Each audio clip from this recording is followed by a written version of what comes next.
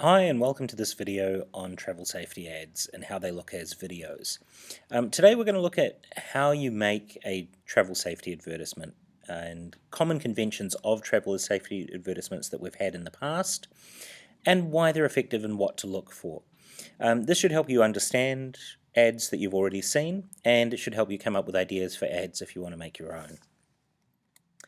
First up, what do you already know? Well, travel safety ads are something that we see every day, but we don't always think about. New Zealand is famous for having some of the best road safety ads in the world. The ghost ship ads went on to win international awards. And video ads are really, really effective at engaging audiences, especially young people, and especially diverse groups of people.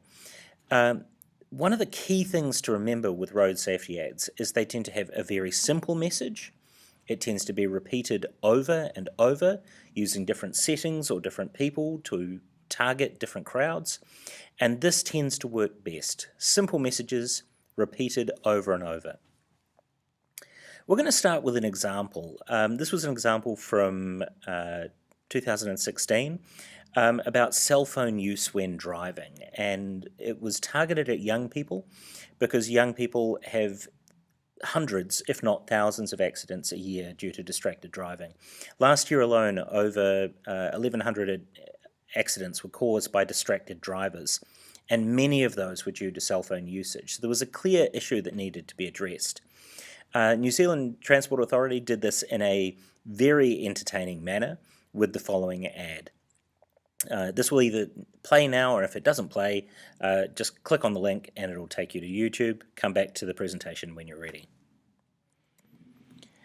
Here's another example. This is a different way of approaching an issue, and this is one about unconscious speeding. Most drivers in New Zealand, and this isn't a generalization here, most drivers drive above the speed limit.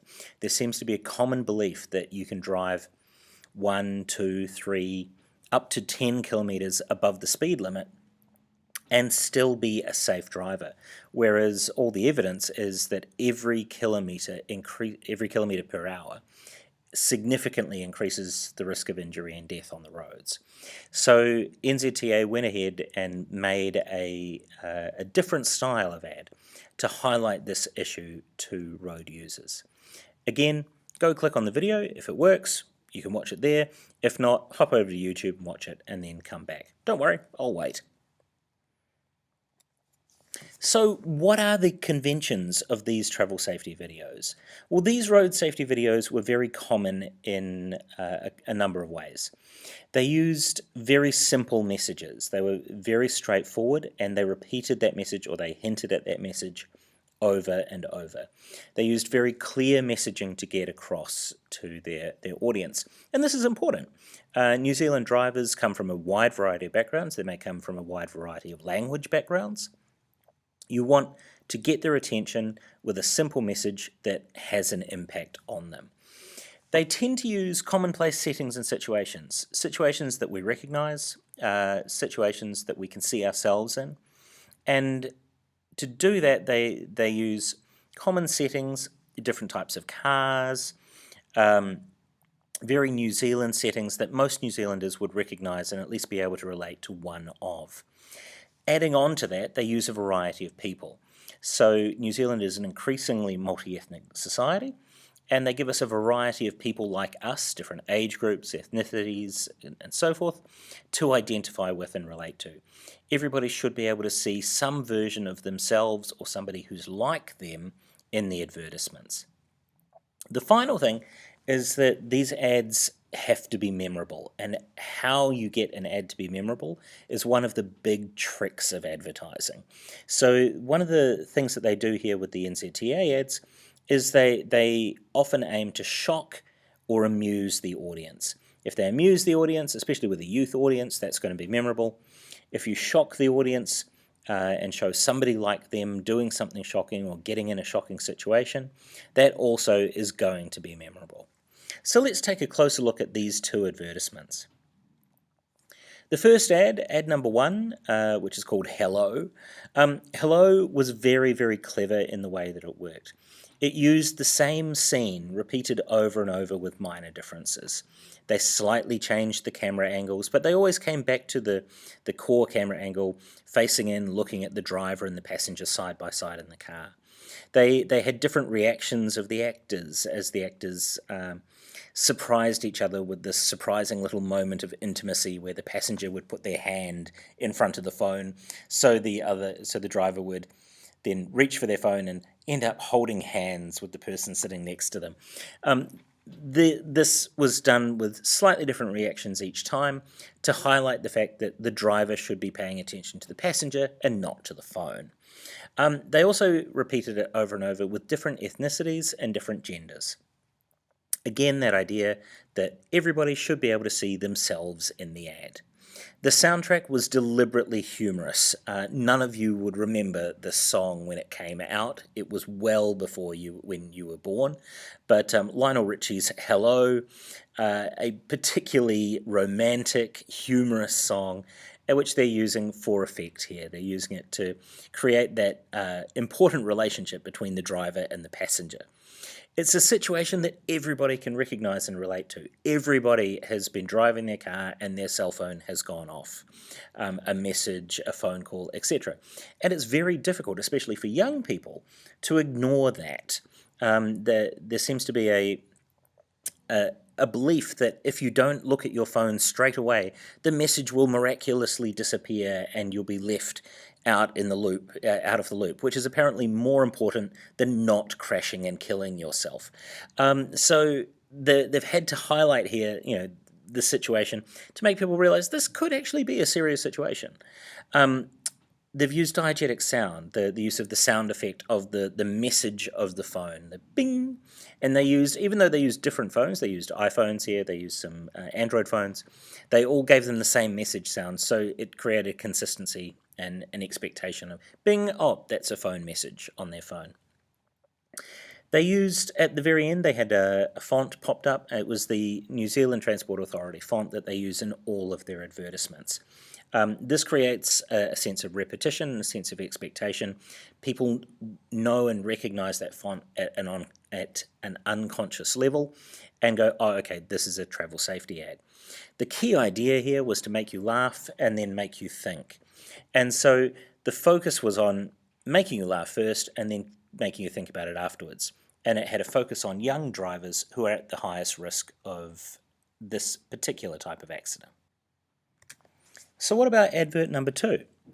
Advert number 2 was very different in the way it was put together and very different in its look and its tone and the feeling that it leaves you with afterwards. First up, technical thing. It was shot in an ultra-wide format. You probably don't notice it unless you go back and look again. But this was shot as if it was shot on a giant wide screen in a cinema.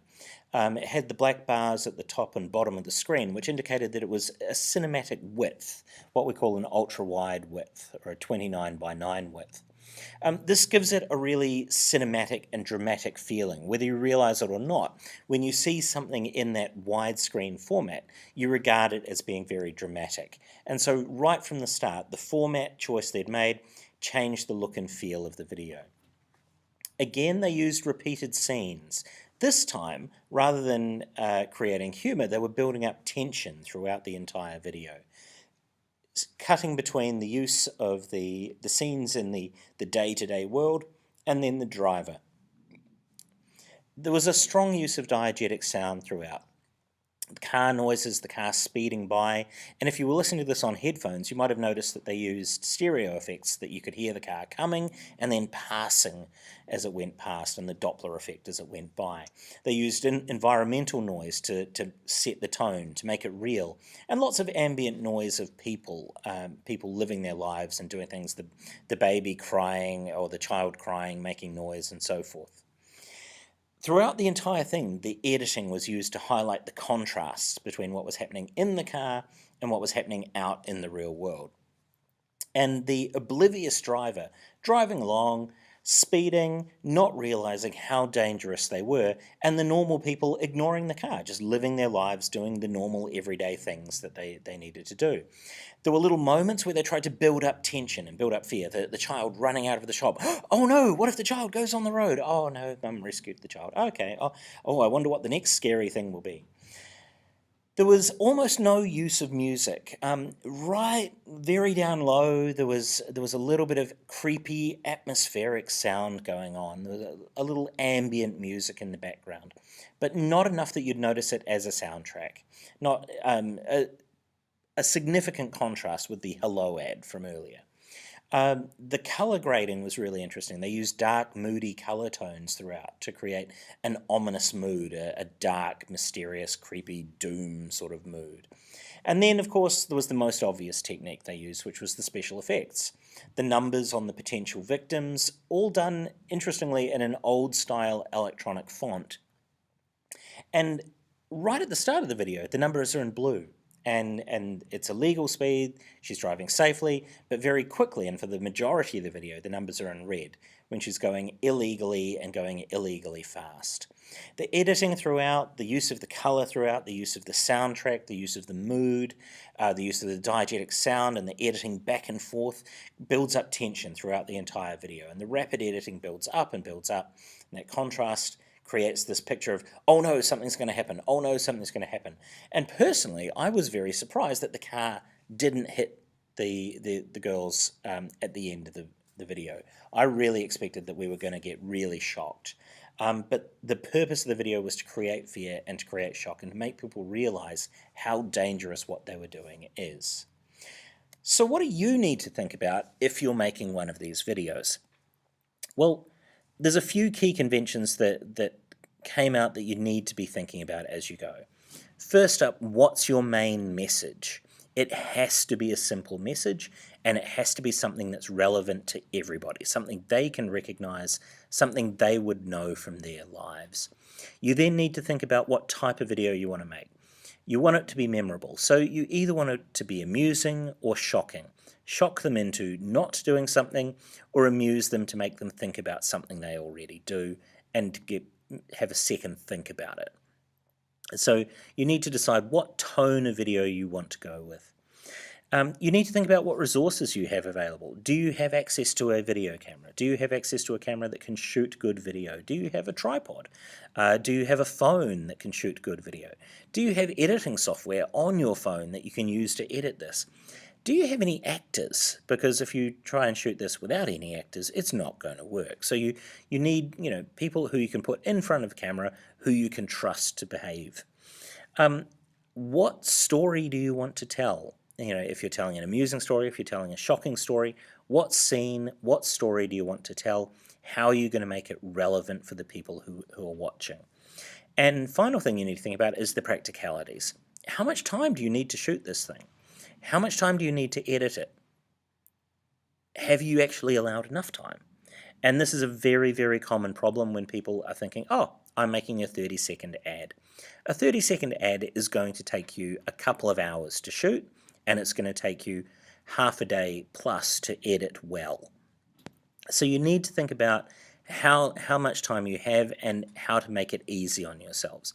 If you shoot things in sequence and you just need to remove shots that don't work, that's a lot easier than shooting out of order and having to rearrange things.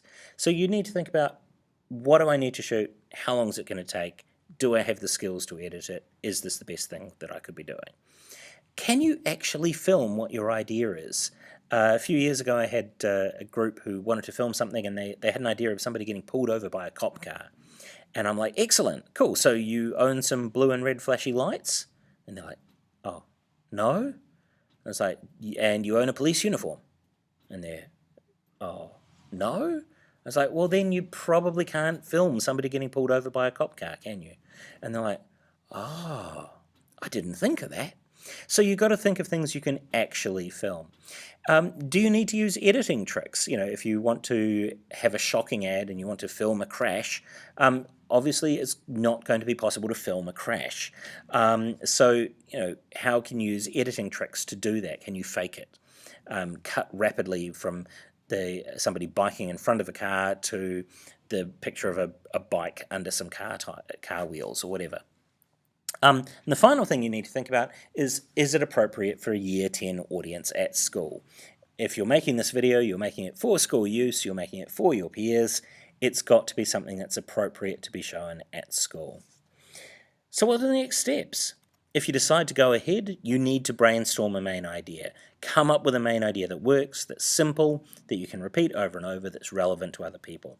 Then script it, storyboard it, map it out, not just in general scenes, but you may even want to think shot by shot. What shots do I want to use to tell this story? What words do I want to have? What's the action I want to have in there? Then you need to plan where you're going to film it and when you're going to, where and when you're going to film it. And you've got to allow for things like weather. You've got to consider other people around. You can't really film people who you don't have the permission of. So if you're filming people coming out of school, for example, you'd probably need to talk to them and get their permission before you go ahead. Then shoot your actual video. Then edit and soundtrack. And you need to make sure you've allowed the time for each of these things. Finally, I just wanted to give you some tips on software and equipment you can use that everybody has relatively ready access to. So the first thing is editing software for your computer. So most Windows PCs have Windows Movie Maker. If you have Windows 10, Windows Movie Maker probably isn't installed on your computer, but you can download it for free from Microsoft. If you have if you have an Apple Mac PC, Macs tend to have iMovie. Again, if you don't have iMovie, it is something you can download. I believe you're entitled to download iMovie for free. I haven't checked recently. If you have an iPad or a Apple phone, so an iOS device, the best editing package available on iOS is Splice. It's a free piece of software made by GoPro, but you don't need a GoPro to use it. It's usable by anybody. You can shoot video on your phone and then edit it using Splice. There is also a version of iMovie available for iOS. On Android phones, there's relatively few good packages available. I would sign up for Adobe Premiere Clip. Again, it's a free package. You just have to sign up to use it, and it's a very effective editing tool. Hardware. In terms of hardware, most phones can now shoot reasonable video. You can shoot good quality 720p or 1080p video on most cell phones that have been made in the last few years. Some cutting-edge cell phones even shoot in 4K, but they shoot in relatively poor quality 4K. I don't recommend it. There is one crucial thing I will highlight here, which is you are not making a Snapchat video. Turn your phone sideways. If you want it to look good on YouTube, if you want it to look good on a screen, if you want it to look good on a TV, you must be in landscape mode. It is absolutely critical that you do this. Videos that are shot in portrait mode look like they're shot by children. You don't want that to happen to your lovely, well-planned, clever video. You want it to look good. You may want to consider using a second phone to record sound. If you're far away, you'll get bad quality sound. You may want to use a second phone to record sound. That will only really work if you're editing on a computer, where you can use the sound from one phone and the video from another phone and combine them together. If you're editing on a phone or on a tablet, you're not going to be able to combine the sound from another device. You may want to consider the use of a selfie stick or a tripod. Handheld video is often very, very shaky, much more shaky than you expect when you film it. So you want to think about how you're holding the device and how you're filming. If you're shooting on a camera, be it a video camera or another type of camera, again, tripod if you can. It does make a huge difference when you finally load it up on a computer screen. That's it. I hope this has helped for thinking about what's required for a video. Good luck!